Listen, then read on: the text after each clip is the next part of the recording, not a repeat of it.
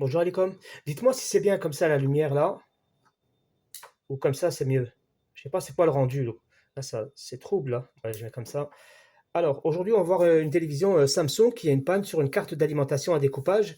C'est un petit peu intéressant parce qu'elle est un petit peu spéciale cette carte. Alors pourquoi j'ai arrêté avec la dernière vidéo, la 106, sur les cartes mères Le Bon Coin et la carte d'origine. La carte d'origine, on l'a vu, le microprocesseur il était HS, etc. etc. Donc j'ai commencé à traiter cette carte et cette carte en fait elle est complètement on a beaucoup de problèmes, notamment ici, par exemple, tu vois, ici, en entrée, on a du 3 volts, tu te rappelles? Toujours du 3 volts. Bon, c'est pas le sujet aujourd'hui, hein. Je me mets à la masse, en court-circuit, tu vois que le 3 volts, je touche le 3 volts, il est carrément en court-circuit, 3 volts. Je vais sur la bobine des rames, c'est en court-circuit, c'est à cause du DC to DC. Le court-circuit qui est là, c'est même pas le DC to DC qui rend ça. Le court-circuit qui est là, à l'origine, il y a un autre régulateur, je n'avais pas vu, il est derrière. Ce régulateur, il prend le 3,7 volts d'entrée directement, de l'entrée là, et donc il sort en sortie 1,5 volts. Et le condensateur, il est en court-circuit. En fait, c'est pas le condensateur qui est en court-circuit, c'est lui-même qui est mort. Donc le régulateur là, il a pris un coup. Donc la ligne du 3 volts, il y a un court-circuit. Donc comme je l'expliquais à un abonné, il faut venir vérifier ici le condensateur qui est derrière le 3,5 volts, 3,7 volts. Donc ici, j'ai vérifié la chaleur. En fait, c'est lui qui est très très chaud, il faut le remplacer. Donc c'est déjà une première panne sur le 3,7 volts. Ensuite, je continue sur ici, on a carrément le 5 volts qui sort, mais sur l'autre bobine à côté, celle qui sort du 5 volts, elle aussi, elle est absente. Celle-là, elle est absente parce que son régulateur, lui, il est HS. Lui, il chauffe à mort. Il est mort, mort, mort, celui-là. Complètement mort. Donc, comme lui, il est mort, du coup, on n'a plus de tension ici, plus de tension là, et plus de tension en bas. J'ai injecté du 5 volts pour faire l'expérience, et quand j'injecte 5 volts, je trouve une tension là, une tension là, et une tension là. Donc, tout ça, ça fonctionne. Sauf qu'il n'y a pas la tension ici. Donc, il faut changer le régulateur là. Le TC2DC, le régulateur qui est derrière, et celui-là, regardez, celui qui sortait la tension pour l'informatique. J'y vais parce que certains me posent la question. Ah, en sonnette, je me mets en mode sonnette sur la bobine, et tu vois, elle est en court-circuit. La bobine qui sortait tu vois la tension là, elle est morte. Donc là, c'est mort ici, mort ici, mort ici. Je viens sur le microprocesseur maintenant. Le microprocesseur, regarde, il n'est pas en court-circuit, hein. Il n'est pas en court-circuit. Par contre, quand j'envoie ici les 12 volts, pour avoir ici du 1 volt, il me sort 0 volt. Je viens sur la masse, il n'y a pas de court-circuit, ok, mais il ne sort pas de tension. Alors certainement que là, lui, en fait, il mange du 12 volts. Donc, il a pris un coup de 12 volts là. Et là, cette bobine là qui sortait du 5 volts, elle aussi, elle mange du 12 volts. Donc, cette carte, elle a pris un coup sur le 3 volts et un coup sur le 12 volts. Donc, elle a pris une double charge. Donc, elle a tué la. Donc, voilà pourquoi j'arrête avec ces deux cartes, c'est terminé. J'ai vu avec le propriétaire, il est d'accord pour que je garde les cartes qui sont cassées, cramées. Je me suis arrangé avec lui, il n'y a pas de problème. Il va commander une autre carte et je lui dirai comment brancher son autre carte et de faire attention aux tensions, quoi, de ne pas avoir un court-circuit à l'entrée. Tu vois, par exemple, comme ici, il faut qu'il n'ait pas de court-circuit. Sur les rames, etc., etc. Je verrai ça avec lui en contact. Alors, le sujet donc aujourd'hui, c'est un autre sujet et on va partir sur. C'est bien d'avoir une connaissance de la carte. Alors, en bonne télévision, c'est une télévision LCD Samsung UE40, comme ça. Eh bien, là, c'est marqué LCD, hein. Mais LCD, c'est l'écran, en fait, hein. C'est l'écran qui s'appelle LCD, mais en fait, la technologie de l'allumage des lampes, ici, rétroéclairage, ce sont des LED. On verra ça, ce sont des LED. Donc, le téléviseur en panne, alors, il n'y a plus de son, ni image, ni voyant de veille. J'ai regardé en boucle ta vidéo après avoir trouvé de visu la diode de redressement DM804 qui a cramé. Alors, il a vu avec ses yeux qu'il y avait une diode qui a cramé. Alors, je l'ai changé. J'ai donc, selon tes recommandations, vérifié tout le primaire. Tout semble OK. Maintenant, au niveau du secondaire, le cold, c'est-à-dire le froid. Au secondaire, il a raison. Le secondaire, le froid, je suis un peu perdu. En tout cas, j'ai remis la carte. Alors, il a remis la carte. Le téléviseur ne marche toujours pas. D'où mon envoi. Voilà. Il a donc ici changé une diode. Je l'ai changé. J'ai donc, selon tes recommandations, tout vérifié, tout le primaire, selon quoi. Maintenant, au niveau du secondaire, je suis un peu. Au secondaire, il est un peu perdu. Bon, c'est tout. Alors, ici, on a une carte d'alimentation. C'est une Samsung de l'époque, hein, à l'époque. Donc, alors, la première chose, on fait attention. Déjà, la carte, on ne la connaît pas. On va venir en mode tension. On ne sait jamais, hein, ça peut exploser. Donc, on va se venir en volt, hein, en volt et voir s'il y a du jus dans la carte. Bon, il y a 2 volts. C'est pas méchant. D'accord. Je me mets en mode sonnette. Ici, pour voir si elle fonctionne, la carte, je vais mettre sonnette, pas sonnette. Normalement, voilà, là, pas de lecture. J'inverse. Ah bah nickel. Bah, elle est bien, la carte, elle fonctionne, hein. Alors, la carte, elle fait comment? Alors, elle prend du 230 volts et elle l'envoie directement dans un pont de diode. Ici, on a directement un pont de diode. C'est tout, directement. De la phase du fil phase, celui-là, on va passer au milieu ici de la bobine, du pont de diode, la patte numéro là, la 2. Maintenant, je mets sur là-bas l'autre patte, le neutre. Le neutre, il touche la diode de l'autre côté, la patte numéro 3. Voilà. L'autre, c'est la 2, et elle, c'est la 3. Ben maintenant, le pont de diode, lui, sort en sortie un positif et un négatif. C'est lui qui sort le plus et négatif. C'est de là que se crée la masse. Alors la masse, il va l'envoyer ici au condensateur, là. Là, il y a un trait blanc. Là, c'est le négatif. Et l'autre, c'est le positif. Le condensateur là et le condensateur là, c'est le même. Ils sont en parallèle. Donc le négatif de lui, c'est le négatif de lui. Le positif de lui, c'est le positif de lui. Et le positif, il vient de là. Donc là, ici, on a le négatif. Donc le négatif va toucher lui. Non, pardon, là, on a le positif.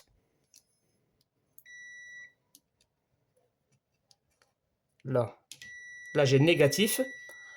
De ce côté-là, j'ai négatif, ou le négatif ici, c'est pareil. Et quand je touche l'autre côté, le plus, la dernière patte du pont de diode, hein, ça c'est le pont de diode, donc je touche là, je suis dans le plus du condensateur, et là, le plus du condensateur. Voilà.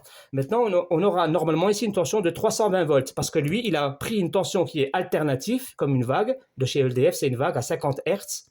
Et lui, il a transformé cette vague en quelque chose de plat. Dans le condensateur. Maintenant, dans le condensateur, on a 320 volts. Et là, il n'y a pas de 400 volts. Il n'y a pas d'amplification, il n'y a rien. Comment je sais qu'il n'y a rien? De toute façon, il y a un seul optocoupleur. L'optocoupleur noir, là, le tout petit, il y en a un seul. Parce que là, c'est fini. On est sur la carte primaire. Il y a un seul optocoupleur. Donc, maintenant, on a 320 volts ici.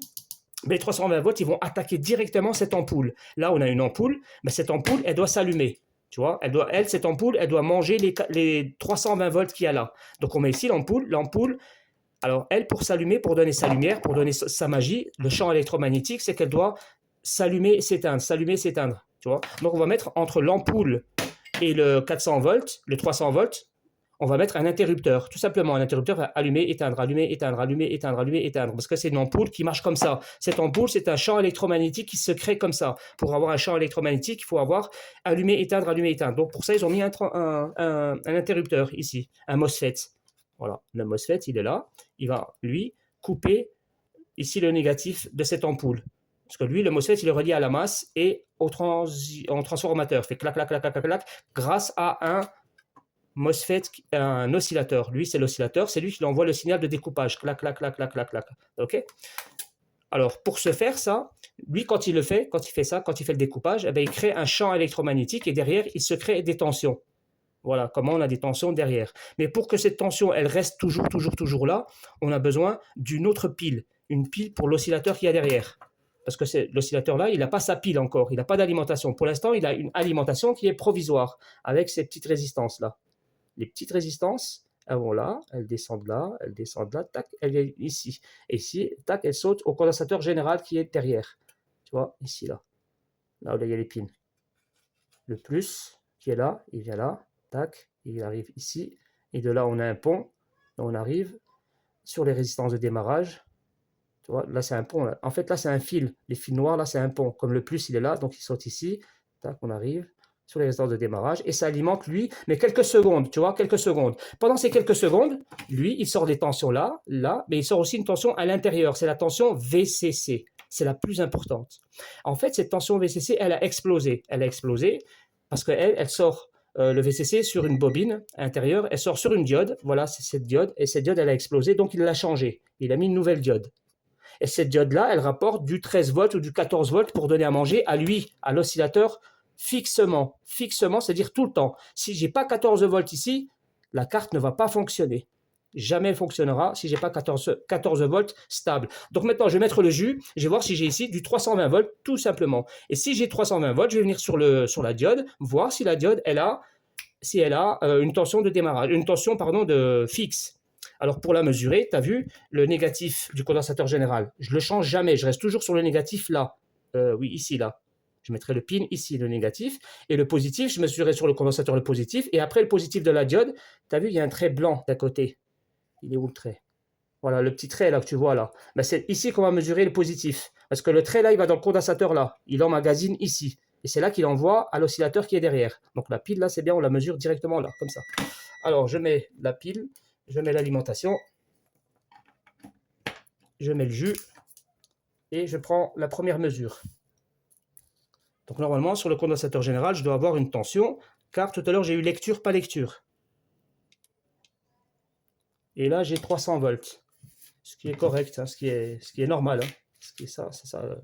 Là, j'ai donc 300 volts sur le sur le condensateur général. Maintenant, je devrais avoir du découpage. Est-ce que j'ai du découpage? Je vais aller mesurer d'abord la résistance VCC. La diode VCC ou le condensateur VCC ou la tension de l'oscillateur en fait. La tension de l'oscillateur, est-ce qu'elle mange une tension? Ah, ben c'est très très bien ça. Là, j'ai 15 volts. Stable, correct, propre.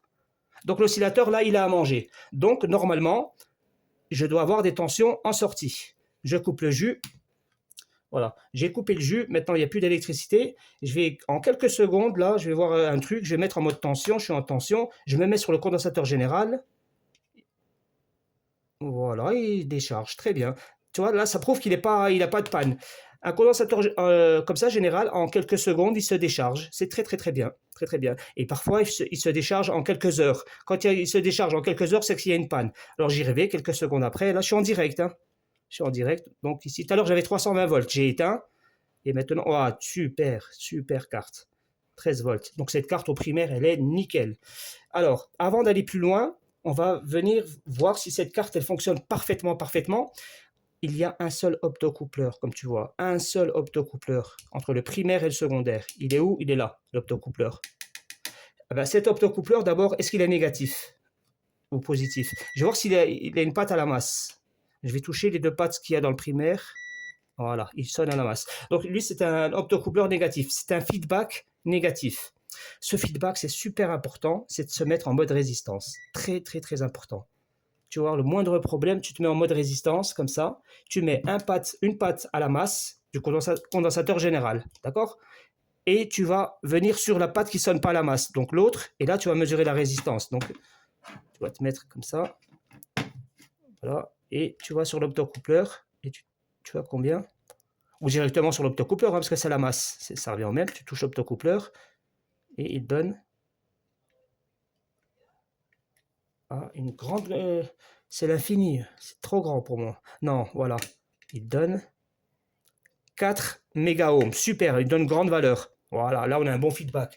Donc cette carte, là je peux le dire maintenant qu'on a un très bon feedback. Parce qu'il ne s'agit pas de dire que voilà, j'ai pas de court-circuit, là j'ai bien ma tension VCC et ça marche. Non, tu peux avoir ça, mais si tu vois qu'ici tu as une toute petite résistance inférieure à 500 ohms, même vers les 100 ohms, 200 ohms, tout ça, c'est pas bon. Tu vas avoir une tension en sortie, hein, ça va fonctionner, mais la tension, elle va varier, ou alors il va y avoir un découpe, je sais pas, il va y avoir une tension qui va s'amplifier, une tension qui sera trop petite, etc., etc.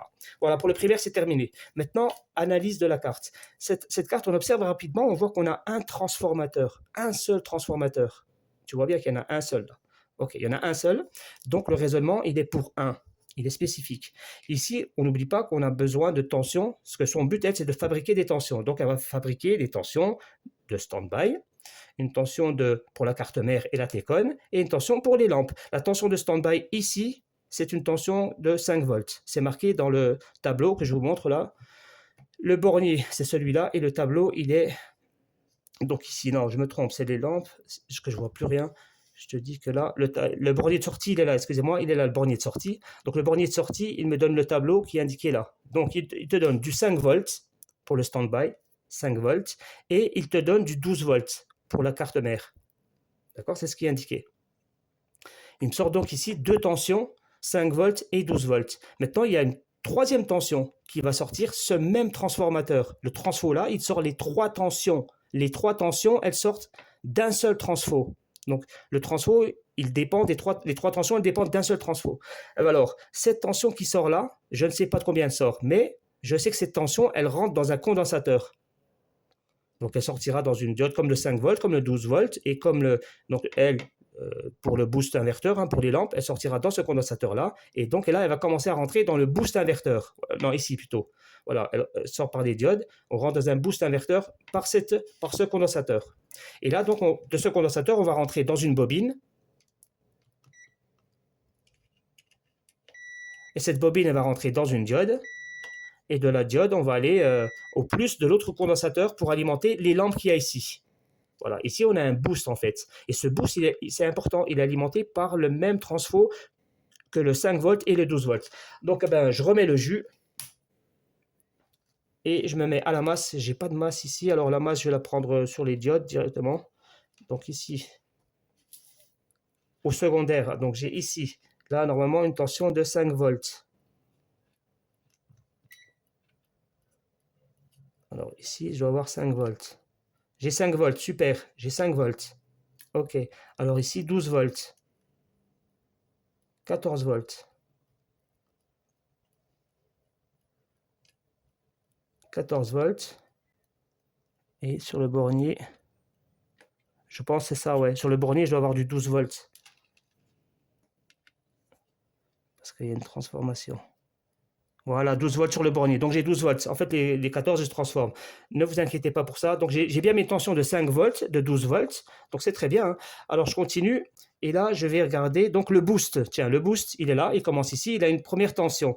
Alors cette tension, elle est de 70 volts. 70 volts.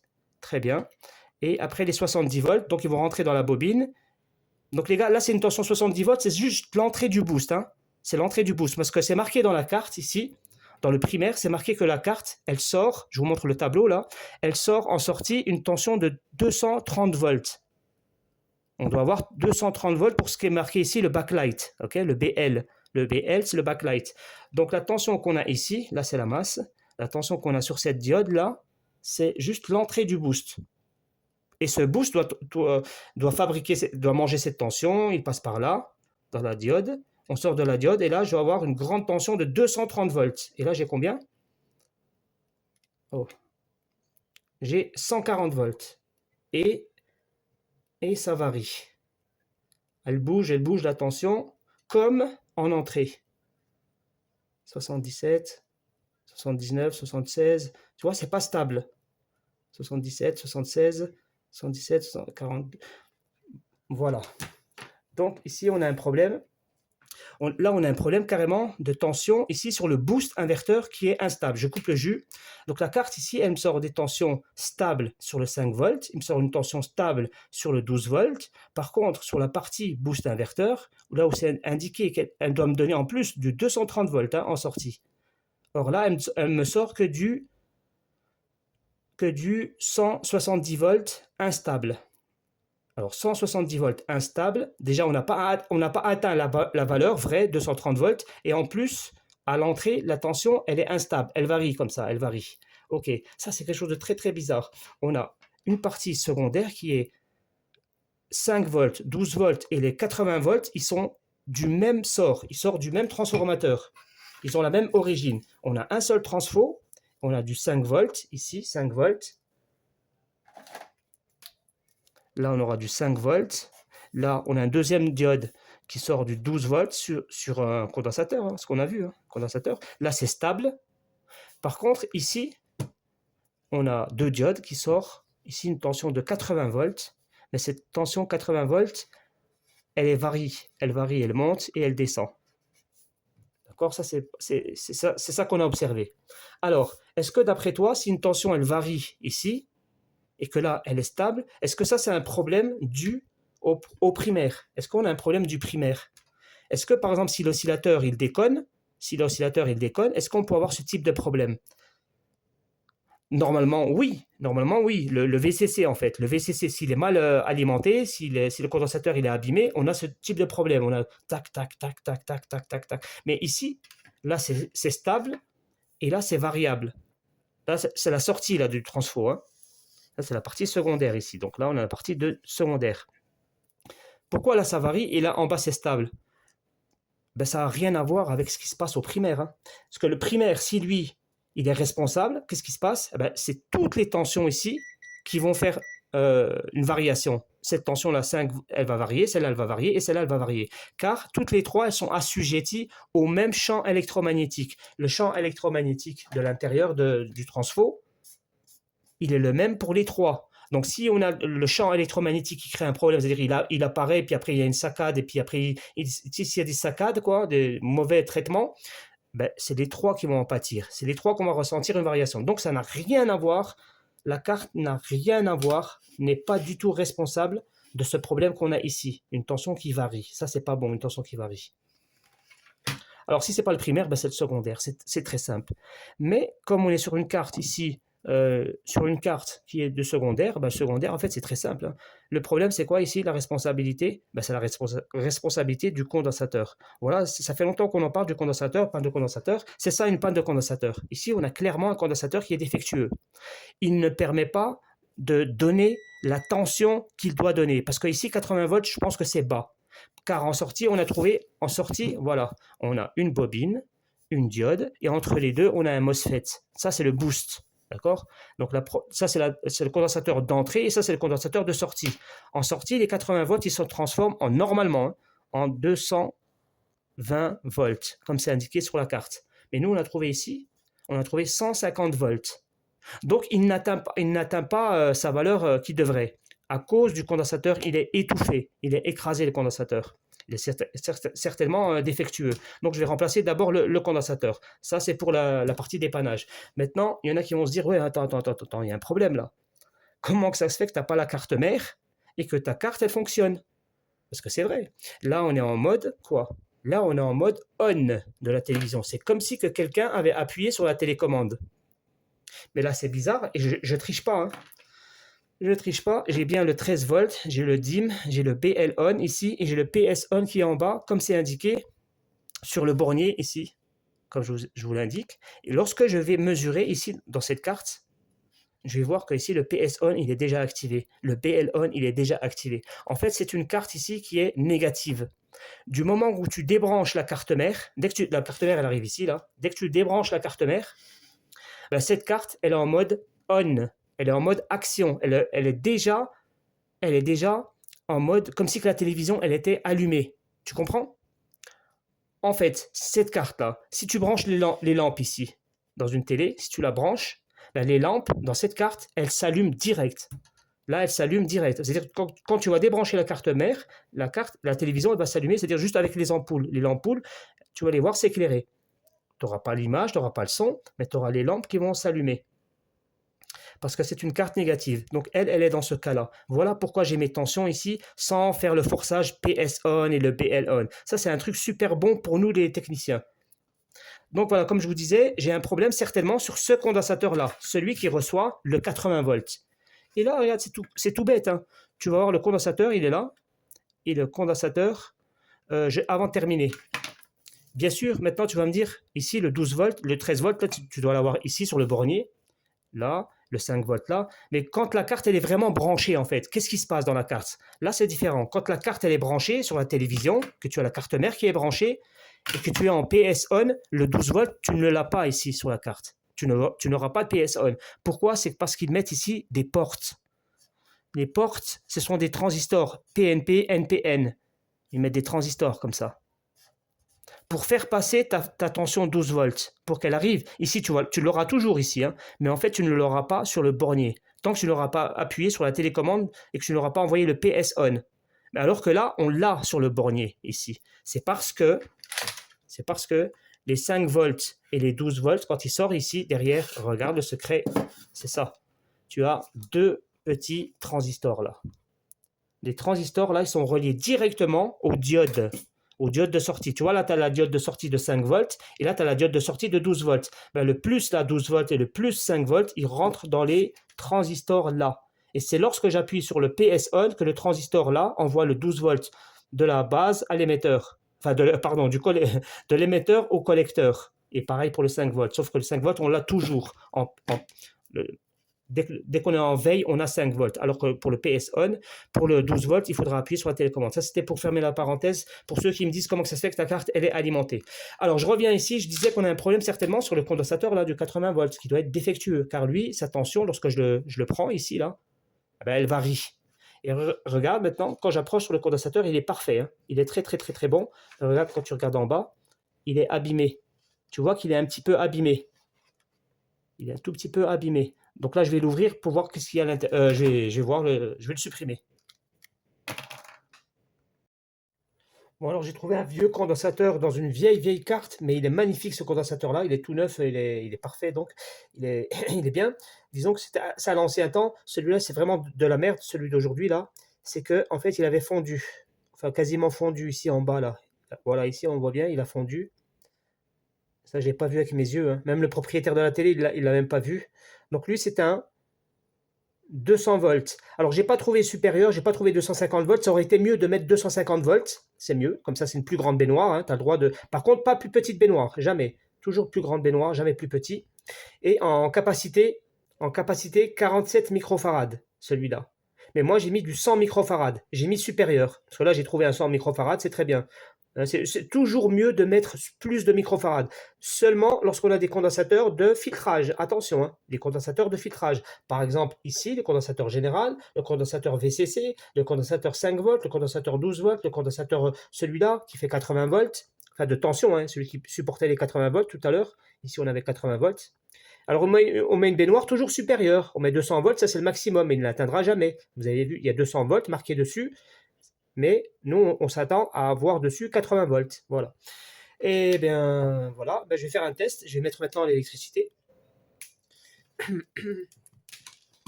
Voir s'il y a du changement. Alors, tout de suite, on vient sur la tension stand-by. La tension stand-by, c'est la tension en entrée.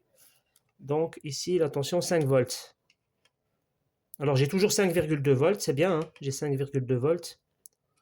Après, ici, j'ai des diodes qui me donnent du 12 volts. Alors là, j'ai 14 volts, c'est normal. Je vais aller directement sur le bornier. Je l'ai expliqué, ça c'est parce que, voilà, parce que ça, il faut le transistor qui passe. En fait, le transistor, il mange du 14 et il sort du 12 volts, c'est normal. Donc maintenant, je vais aller voir sur les condensateurs, sur les diodes qui me sortent du 80 volts. Ah, ben maintenant, on a 100 volts. Tu vois, tout à l'heure, on avait 80 volts. En fait, la vraie panne de ce truc, c'était pas la variation de tension seulement, c'était la chute de la tension. Le condensateur, tout à l'heure, il ne permettait pas de sortir ici 110 volts. Voilà. Lui, le boost, il se nourrit avec ses 100 volts. D'accord? 115 volts, 112. Ça, c'est normal, c'est parce qu'il n'y a pas de charge. Donc ici, le boost, il mange cette tension. Alors, il rentre dans une diode, ici, il rentre dans la bobine, et après la diode, pour sortir sur le condensateur ici, le général. Donc, enfin, le général des rétroéclairages. Donc maintenant, en sortie. Ah ben super, maintenant ça marche. Ok, ben c'était ça, juste ça. Donc maintenant, on a 250 volts en sortie. Alors je vous explique pourquoi on a 260 volts, c'est normal. Ici, dans la carte, c'est indiqué qu'on doit avoir 220 volts en sortie ou 230, un truc comme ça. Mais tu vois qu'ici, on a 260 volts. Pourquoi ça monte à 260 volts? Parce qu'en fait, il monte à son maximum. Il monte à son maximum puisqu'il n'a pas de charge. Puis après, il rechute. Il rechute et puis hop, il essaye de réallumer les lampes. Tu vois? Il allume les lampes, il les éteint. Enfin, c'est pas il les allume et les éteint, c'est qu'en fait, il essaye de nourrir la charge. Bon, il voit qu'il n'y a plus de charge, il redescend, après il remonte, après il redescend. Ça, c'est le système qui fait ça, il n'y a pas de problème, les gars, hein. Donc, ben voilà, la carte, elle est réparée, c'était juste un problème de condensateur. Mais bon, c'est vrai que là, un petit peu, l'explication, elle est un petit peu longue, mais au moins, ça te permet de voir qu'est-ce qui induit la panne de condensateur. Parce que parfois, le condensateur, il est parfaitement bien propre, bien, pas bombé, pas écrasé, pas brûlé, pas rien du tout. Et puis, il est défectueux quand même, d'accord? Quand tu as ce type de problème. Quand tu vois que tu as une variation de tension, quand la tension, elle varie, ou alors, la tension, elle n'est pas bonne. Par exemple, ici, on avait tout à l'heure en sortie 150 volts ici. Tu te rappelles de ça? 150 volts tout à l'heure. Alors que c'est marqué ici 220 volts. Ils disent que le backlight, il mange 220 volts. Tu vois, ce sont des petites informations qui te permettent de voir. Ah, tu te dis, attends, c'est pas normal ici. Pourquoi la tension, elle est basse? Alors que là, le 5 volts, il est vraiment bon. Alors que là, le 12 volts, il est vraiment bon. J'ai pas de problème de feedback. Tu vois, si j'aurais eu un problème de feedback, par exemple, la tension ici de 80 volts, elle aurait chuté par rapport au 110, tu vois. Là, je dois avoir combien? 110. Voilà. Là, j'ai 110. Tout à l'heure, j'avais 80 volts. Disons que ça aurait été, là j'aurais trouvé 3 volts ici, là j'aurais 3 volts, là j'aurais trouvé 8 volts, ça aurait chuté partout. Si j'avais un problème de quoi j'avais dit? Un problème de feedback. Donc là, j'ai pas de problème de feedback, c'est un problème de condensateur. Je change de condensateur concerné. Si c'est le 5 volts, je change son condensateur. Si c'est le 12 volts, je change le condensateur de 12 volts. Si c'est le 80 volts, je change le condensateur de 80 volts. Et si par contre, je vois que j'ai en sortie une tension, au lieu d'avoir 230 volts, j'ai une tension de 180 volts en sortie complète. Là, je me mets à la masse. En sortie, si j'aurais eu ici, par exemple, 180 ou un truc comme ça, j'aurais soupçonné le condensateur de sortie qui donne aux lampes. Voilà, pour finir avec les lampes, je vais éteindre la télé. Tu vois les 200 volts qui est ici, là, les 250 volts, il y a un positif et il y a un négatif. Je vais te montrer quelque chose. Le positif et le négatif, ils arrivent là, d'accord? Là, il y a le négatif et là, il y a le positif. Le positif, ici, là, il va aller directement dans les lampes, ici. Direct, ok?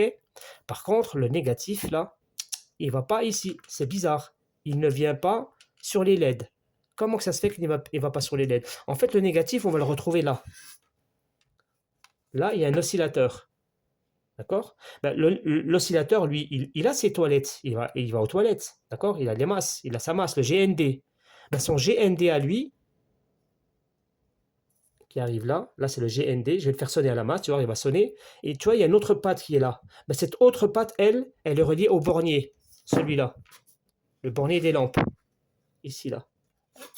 Cette patte, elle est reliée directement au bornier qui arrive ici. Regarde, je te le fais sonner.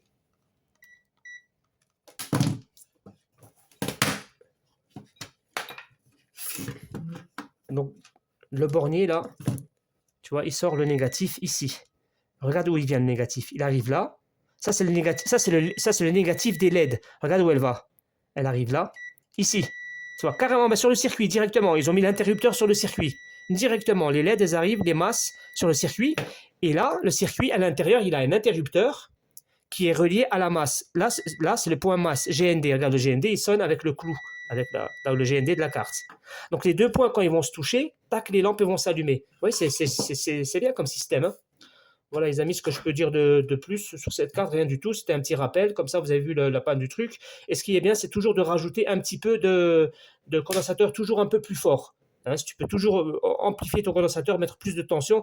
Mais par contre, jamais si c'est un condensateur qui est en série. Moi, j'y reviendrai plus tard. Quand c'est des condensateurs pour faire de la musique, tout ça, dans les amplis, etc., ça, on n'y touche pas. Les condensateurs, on met toujours la même valeur. Voilà, à bientôt pour la suite. Et on dit merci à la demoiselle. Vieille demoiselle de moins 45 ans. Elle a mon âge, cette carte. Merci. Merci la récupération.